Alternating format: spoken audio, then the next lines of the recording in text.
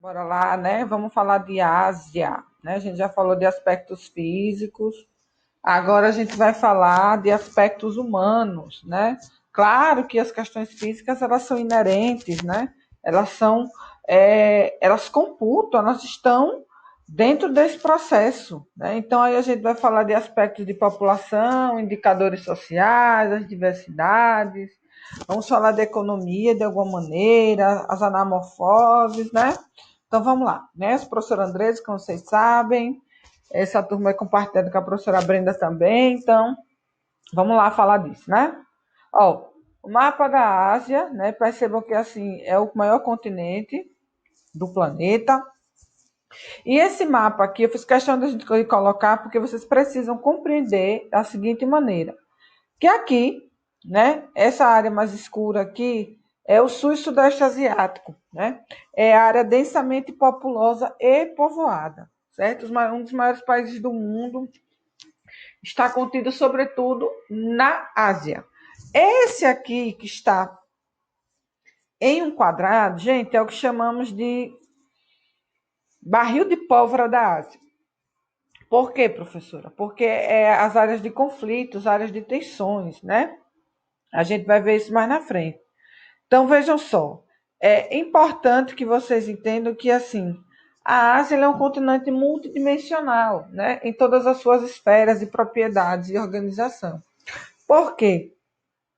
Porque, de alguma maneira, né, está alinhado justamente às questões históricas, né, sociais, que são inerentes a este continente. Então, vejam só, a Índia, né? Tem aqui Bangladesh, Vietnã, Tailândia, Camboja, Indonésia, sobretudo Indonésia, Índia e Bangladesh e China são os países mais populosos do planeta, né? E aqui, como eu falei, é justamente a área mais conflituosa. Os indicadores sociais da Ásia, eles são contraditórios, porque veja, você tem no Japão, né, uma expectativa de vida é, enorme. Você tem no sul e sudeste da Ásia, no Oriente Médio, você tem indicadores sociais extremamente baixos, sobretudo porque o continente asiático ele cresceu muito, né? E esse crescimento dele social, de alguma maneira, implicou nas questões de qualidade de vida. De que maneira, professora?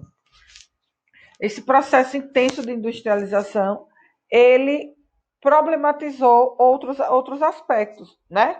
Então, essa é uma das questões mais inerentes, mais organizadas, diga-se de passagem. Quais são as características da população asiática, gente? Ó, concentrada ao litoral sul, no Extremo Oriente, vocês viram lá naquele mapa, né, logo no início, chinês, indiano e japonês, né, onde começa todo um processo de industrialização, de organização, a questão da agricultura, né, do terraceamento. É um continente contrastante, por quê? Porque, veja, computa as maiores economias do mundo, né? Você tem ainda uma população que ela é rural, aí também, mas em contrapartida você tem ambientes extremamente modernos, certo? Por exemplo, Coreia do Sul, diferente da Coreia do Norte, né? Você tem áreas extremamente tecnológicas, como eu disse para vocês, com grande nível de educação. E aí você tem essa é um continente que a gente viu na aula passada, que é um continente que a gente pode reproduzir da seguinte maneira.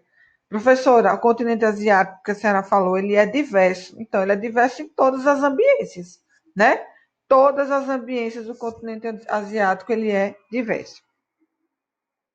E o continente asiático, ele enfrenta um grande desafio, gente, o envelhecimento populacional. Mas, ora, professor, isso não é legal? É legal porque isso pontua que existe uma questão benéfica, que é a qualidade de vida da população, né? A expectativa de vida é de 84 anos, ou seja, é um nível muito elevado. Em contrapartida a esse envelhecimento populacional, a gente percebe aí que isso causa um grande impacto social e econômico, certo? Grande impacto social e econômico. Essa é uma das grandes questões que ficam muito evidentes, né? Sobretudo Japão, né? China, a própria Coreia do Sul. Então, são países que você tem, a Índia, um grande índice de idosos, o que é um desafio nesse sentido, né, de estabelecer políticas públicas e sociais para a manutenção dessas pessoas. Já falamos aqui em outro momento que a Ásia é cheia de costumes e tradições. A diversidade na religião, né? Cristianismo, hinduísmo, budismo, islamismo, né? Então, é um continente diverso nesse sentido. E, sobretudo, porque a partir do contexto de religião, você tem a questão do quê? Da língua, né? Falada, e as culturas, elas são diferentes porque estão na linhagem de quê? Religião, língua e os próprios costumes, eles são diferentes, né? Em função disso, as tradições elas são milenares, né? São extremamente respeitosos com as questões religiosas. Chegam até a ser fundamentalistas em alguns ambientes, né? A gente já ouviu falar assim, que se mata em nome de Alá, né? Que se apedreja em função da honra, né? Todas essas questões, é, elas são assim muito particular do continente asiático. Essa anamorfose aqui, gente, que eu estou colocando para vocês, tá? Observe que assim, vamos trabalhar muito bem essa anamorfose, né? Para a gente poder voltar lá no mapa do início. Observe que o continente asiático, ele é um país que, assim, dentro dessa anamorfose, ele tem um inchaço populacional, né? E aqui eu falo com vocês de inchaço populacional, sobretudo, ó, na parte litorânea, que foi o que nós vimos, né? Esse inchaço aqui. Professora, isso de alguma maneira impacta? Impacta a gente, né? Impacta sobretudo nas questões de moradia, infraestrutura, necessidade de políticas públicas, porque o Sul e Sudeste Asiático, ele agrega vários países que são pobres. Então, isso é um grande problema, né? Isso é um chavão de grande problema, certo?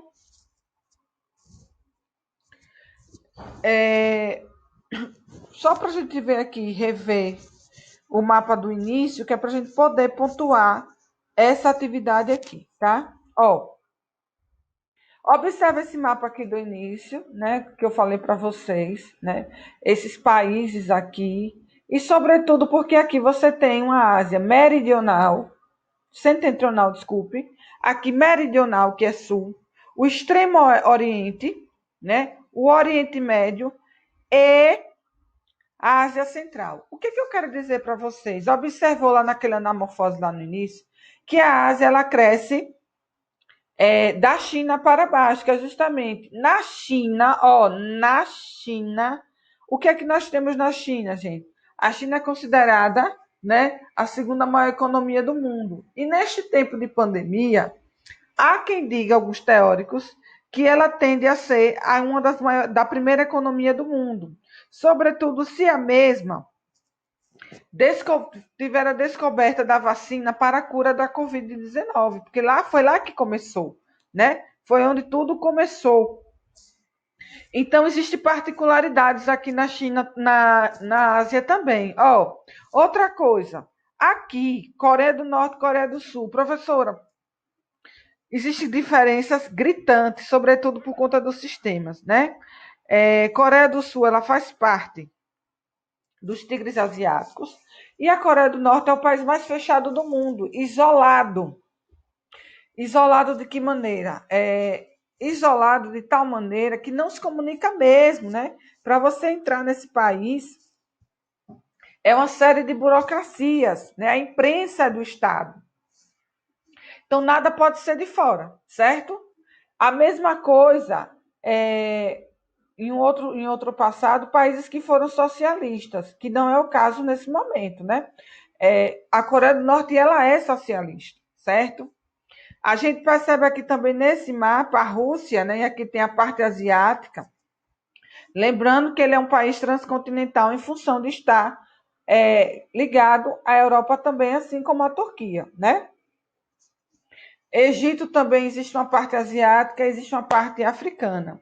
Então, observe essa diversidade cultural, observe essas raízes históricas, né? O Oriente Médio com todo um berço religioso, um arcabouço, né? Onde a gente percebe aí que é justamente onde vai ter os grandes barris de petróleo, né? A grande diversidade. Existe uma visão eurocêntrica sobre essa questão do Oriente Médio, né? Só para a gente linkar aqui com a anamorfose. Gente, a anamorfose, ela trabalha com as questões sociais, certo? Então, observe aí que essa anamorfose, ela vai dar esses fatos. E aqui a questão da população asiática. Observe aqui, né, que a gente está linkando direitinho aqui, né? E eu já falei para vocês em uma outra aula que a população asiática ela tende a migrar para a Oceania por conta da mão de obra barata e, sobretudo, porque tem aí é, as multinacionais. Então, eles precisam dessa mão de obra para que possa estabelecer relações comerciais de alguma maneira e diminuir os custos com o capital humano. Gente, vai ficar para vocês, ó, leitura da 152 a 159. Nós vamos precisar dessa leitura. Responder as questões da 158 de 1 a 3, 159, 4 e 6 e assistir esse vídeo aqui, ó. Né? Nós vamos assistir esse vídeo porque vai ter uma atividade em grupo, 4 pessoas. Responda a questão 5, da 155, e aí a gente vai começar a produzir alguns infográficos. Professor, eu não sei fazer infográficos, não se preocupe, nós vamos aprender juntos, certo?